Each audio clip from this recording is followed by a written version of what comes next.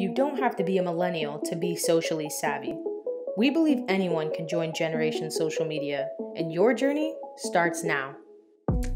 This is the Generation Social Media Podcast by Chatterkick. Today, we are talking to Michelle Hill. She's one of the ambitious leaders at Revela, and she's been in leadership and development for 15 years.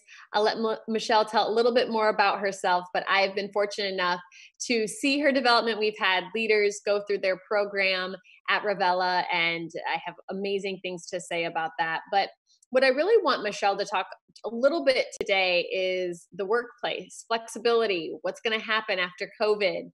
And so that's really what we're going to talk about today. What happens on the flip side? Working remote, I got kids at home, technical difficulties, all of those things that we are dealing with on a day-to-day basis. It's new for a lot of businesses, large, small, all types. And so I think the first question is, can we put that cat in the bag? Michelle, do you think that we'll really be able to go back to the way that things were before the pandemic? That's a really good question. And one of the things that when you say, put the cat back in the bag, one of the things that I think of, and it's something Andrea at Revela has said in the past, she uses the analogy, it's really difficult to put the toothpaste back in the tube, right? Yeah.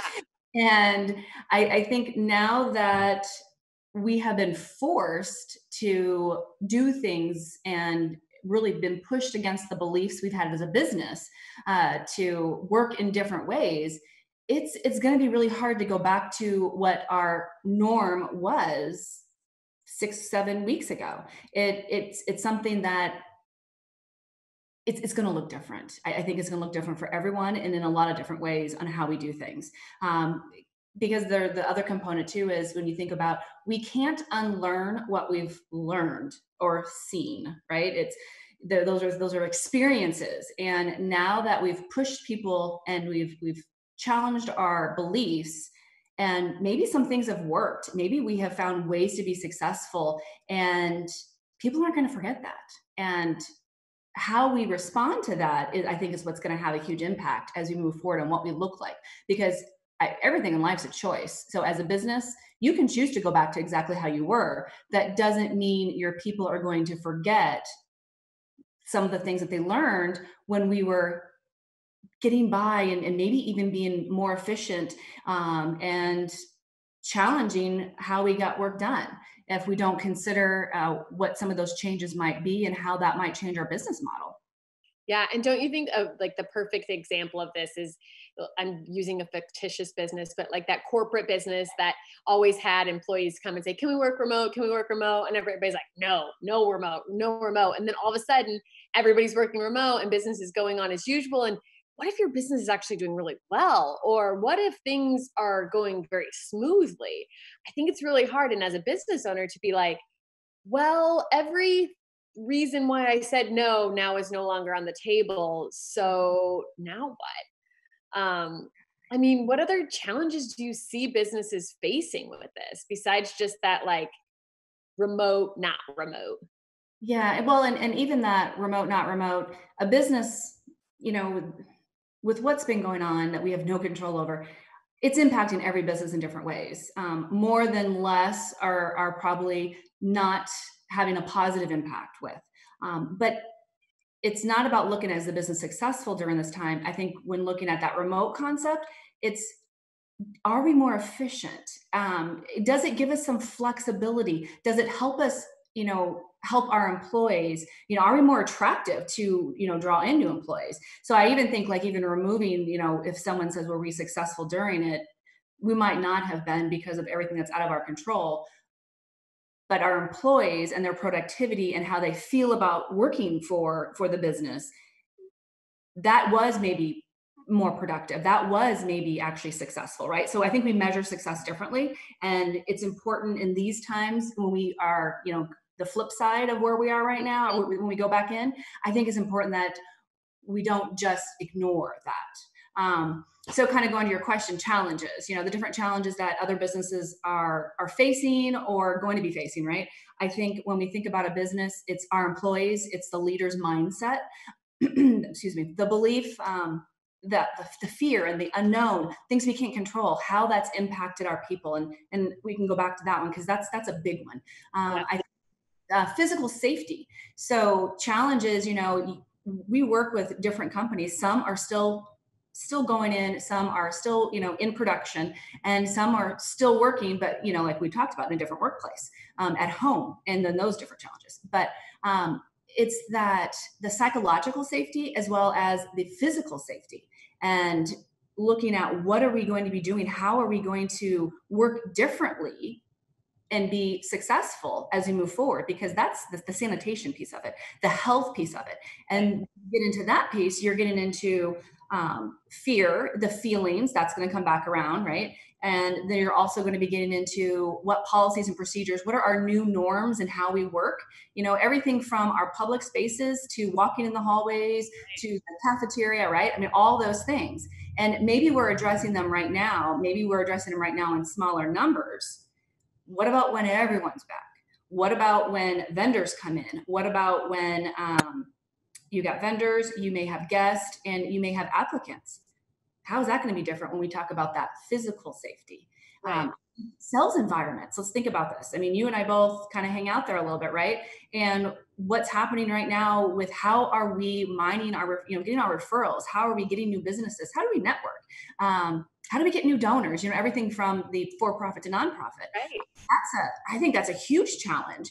And truly believe that the things that we're doing today are going to have an impact on when we do get, that other side of things, is going to impact that sales and where our business is. But how do we move forward with that one? Obviously, supply chain. You've got the essential versus non-essential businesses that are running versus not running. And just having this conversation yesterday with someone from construction industry, and they were talking about their fear is they have a lot of business on hold. Totally normal. That maybe they're finishing up some small projects and things, but they have bigger things that they're not going to start yet. They're on hold until we move forward.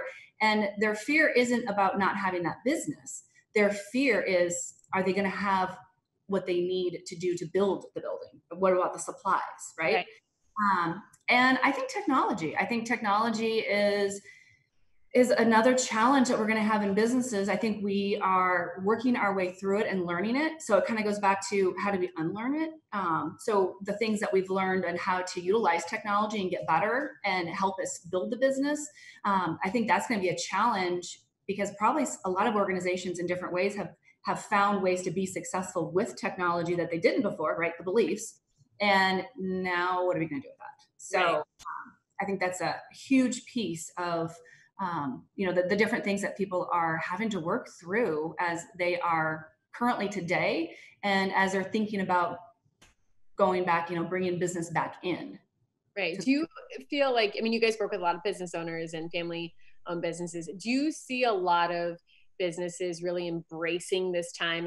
Obviously there's a lot of uncertainty, but embracing this time to really work on their business instead of in their business in terms of some of these things you were mentioning, technology, communication, just like operating systems? Or do you feel like that's a big opportunity that a lot of businesses have? I believe that it's a blend. It can go both ways, right? So the first couple weeks, we think about fear and how our brain processes danger.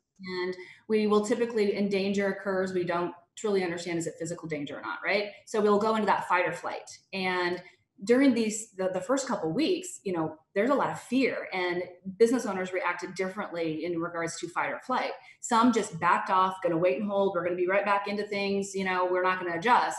And some I'm going to use the fight kind of thing, because I think it's that hunger, to keep the business going.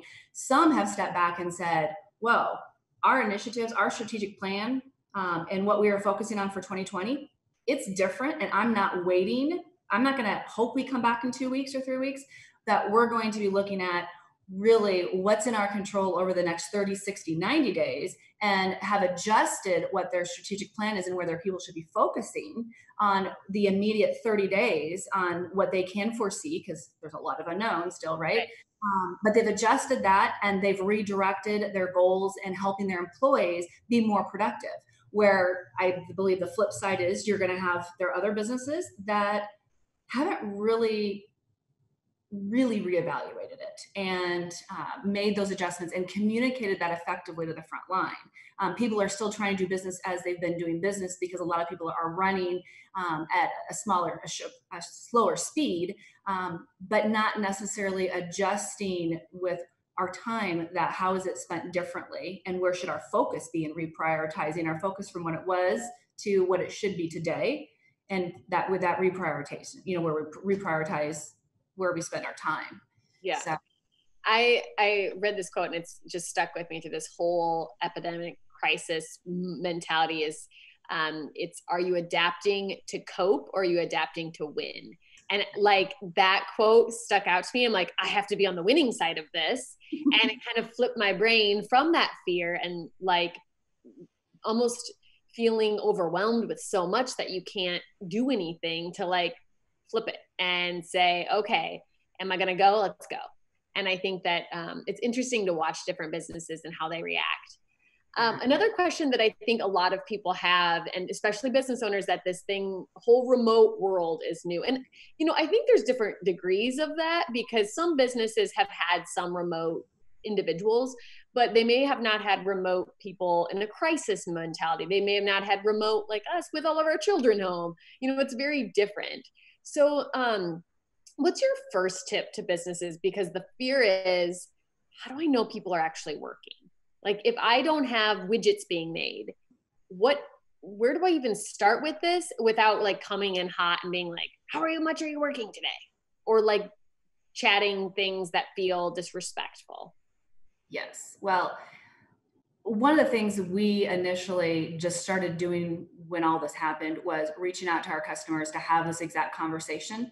Because when we are talking about taking people out of their work environment and now I'm going to call it, it's an interesting experiment of taking work and home and shoving it together. And it's truly all home and all work happening at the same time. Because again, everyone, people have children, different ages of children, their situations are so different in everyone's homes that we wanted to reach out and have the conversations with, okay, let's get everyone technical information they need to work from home, right? Once they are up and running, now it's really important for us to believe in good intentions, that everyone in our team has good intentions to do the best they can for our organization. So it starts with our belief system, right? And we have to give them trust that they are going to be doing everything they can to be their best based off this situation. And to help reduce the assumptions, to help reduce the unknown, right? We as leaders, we need to be talking to our people, having individual conversations and saying, okay, let's figure out what is your world like? Because everyone's world, we got to reduce assumptions, right? Everyone's world's different. Some people are having to figure out how to do third grade math and tutor their child or go onto a Zoom with a teacher. Yeah. God bless them, to maybe working at home with a spouse who maybe you both have never worked from home. Whew, that's a collision. Maybe one has worked from home and the other one now is invading their space. Everything is so different. So it's about, let's just talk about this elephant that is, we're here. Life is not normal right now. We want you to be successful. We believe in you. We trust you. So let's talk about what your environment looks like. Let's talk about how we can help a little bit, how we communicate with each other. So then we can help you be the best you can be when you're there.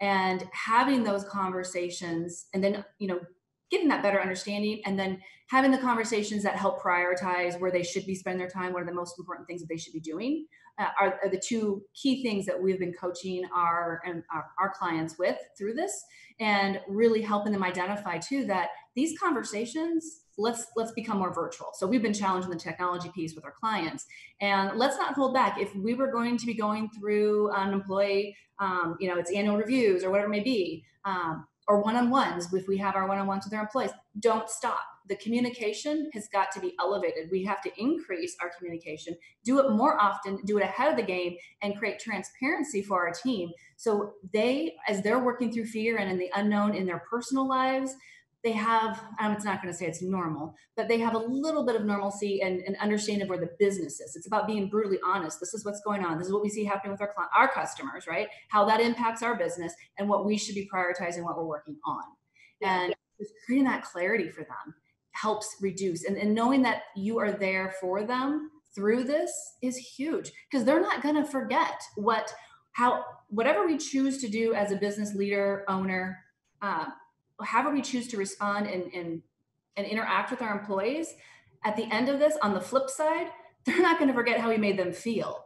And either we made them feel important, valued, that you were doing as an owner or, a CEO, you're doing everything you can to, help everyone move this ship in the direction of the uncertain, the unknown. And you had their back and you were helping them, or you did nothing. Right. And, at that flip side, that is going to make a huge difference in how you all come back together, how you trust each other, and how you work together. And that piece was, I think, is huge as we continue to move forward.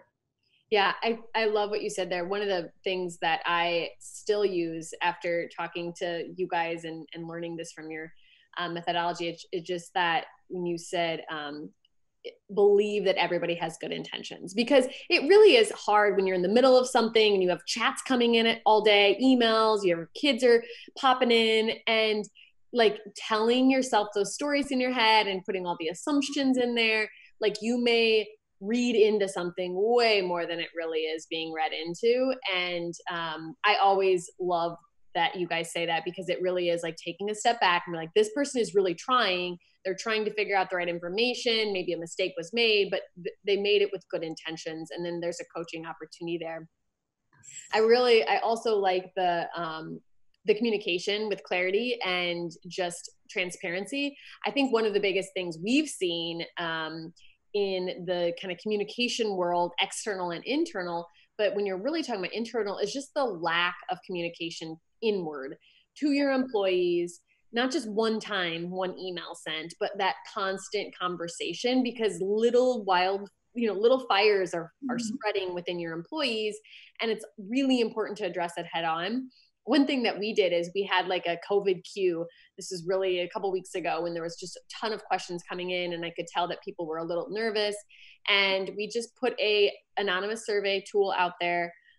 We sent it to our employees. We even recorded it for them to show them that it was anonymous on the background, because we have a very tech savvy organization, and really letting them just ask. And we answered honestly and openly. And a lot of the things we didn't have the answers to, but at least they knew that we didn't have the answers to them. And it wasn't like we were holding something back or, we were trying to hide something from anybody, because that was definitely not our intention. But we just, it's that frequency of communication, just like in advertising, just as much as it is about how much you do it. Like one time, great. No, you got to keep communicating. And I also love what you said about how you feel. Like people will remember how you feel. I think there's a lot of organizations that have had to furlough their employees. They've had to do layoffs. But the difference between the way that you approach it and say it makes the world of difference. So that is so true. It's that empathy. It's that feeling that probably trumps a lot of the actuals, right? Like even if they had to take a pay cut. We're all in this together, right? If it's one of, so there's been so many different initiatives in regards to how businesses are responding to people taking, a week, a month of unpaid vacation that you're taking off. So it's basically a pay cut, right? Or just everyone's pay is reduced by 20% or 30% or whatever. When it's all of us, it's that feeling of we're all in this together and we're going to get through this. And when people start having that feeling that, wow, it's all of us, it's not just certain people, it just builds that dedication and belief in the business and the people that you work with. And it changes people's attitudes. And yeah, people are still fearful and things are going on, but they feel so much better when they know we're all in this together and we're going to do everything we all can do to get through it, I think is huge. And that survey, I love that idea of that survey, how you had that set up. And yeah, your team is tech savvy, so I'm sure you had to do everything, because you want them to, you just want them to feel safe, right? Right. And It's that safety. yeah, and that safety is huge. And the more often we can get feedback from our employees, which that's probably the most recent thing we've been coaching with our clients, is having the conversations with your people. So, you've got those initial steps of rolling into this new, and we're going to have another new, right? But as that was happening, taking time to get feedback from your employees, just on you personally, on your communication and how you're doing. And Marshall Goldsmith, he has a book called Triggers, and in that book, he has a process to get feedback. It's very simple and it's so easy to use. It's simply asking your employees, hey, I want to make sure that I'm being at my best in providing you what you need. So I want to get some feedback, and tell me, based off how I've been communicating, keeping you in the know, keeping you included, and how we've been, as transparent as we believe we are. I want to know how you feel, right? Get your perception, which is like what you were doing there with that survey. Because I want to give you a voice, and I want to be able to then understand where you're coming from and be able to do something with it and be better.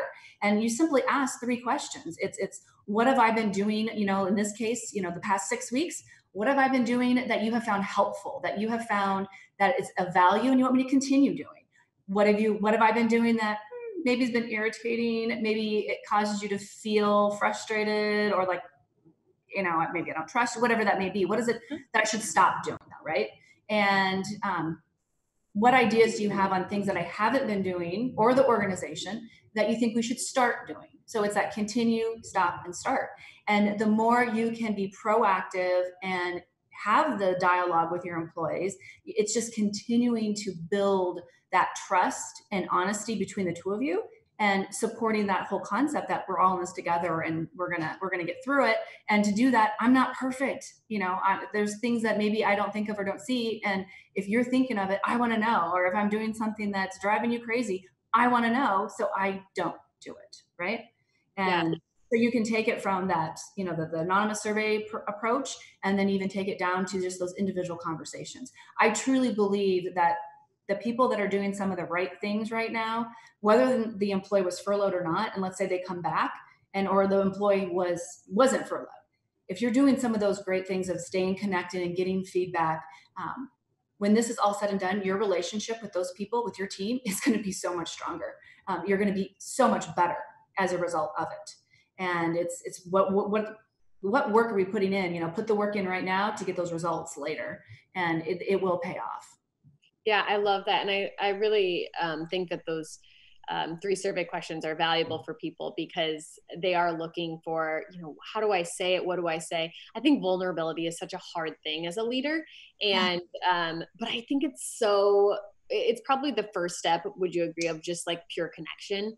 Because if people can see you for who you really are, I think, and see that you're not always, the boss, and you're also trying to juggle all these things, I would assume that would really lead to a deeper connection and hopefully respect both ways.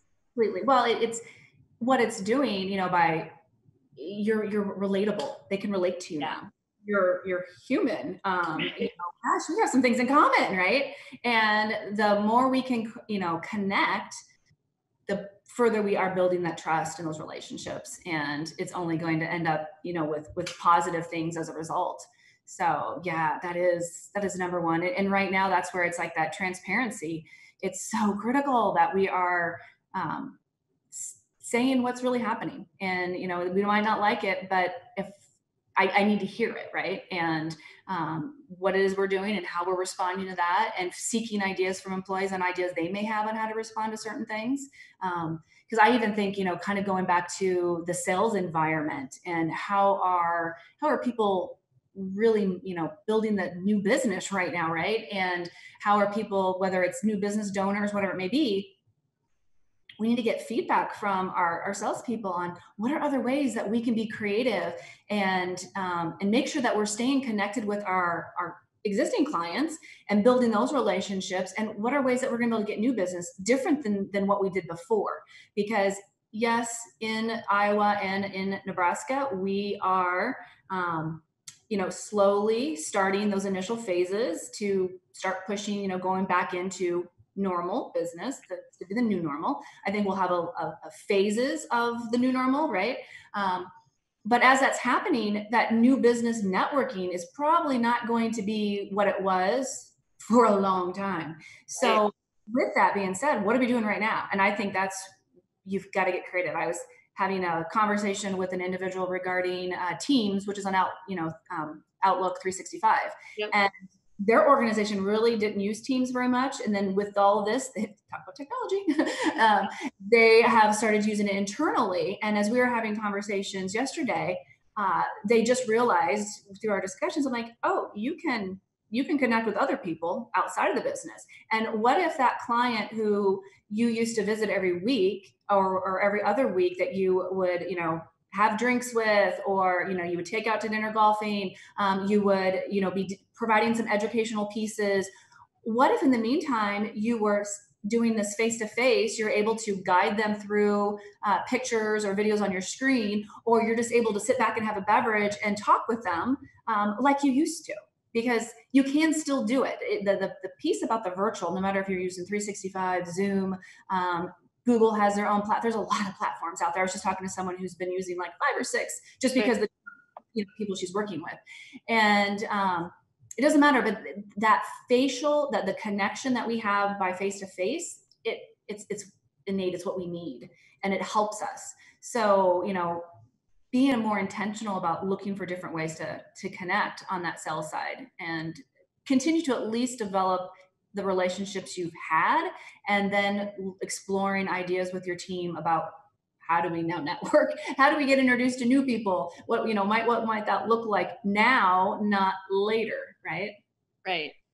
I think these are such amazing tips, Michelle. I'm really excited about some of the takeaways, really talking to your employees, communicating clearly, being a little bit vulnerable, and don't forget to ask for feedback.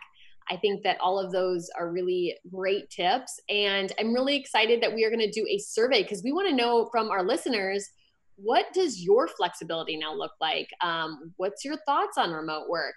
And we are going to do just a super quick 2-minute survey. And we're going to pin it to the top of our Chatterkick Facebook page and Revela's Facebook page.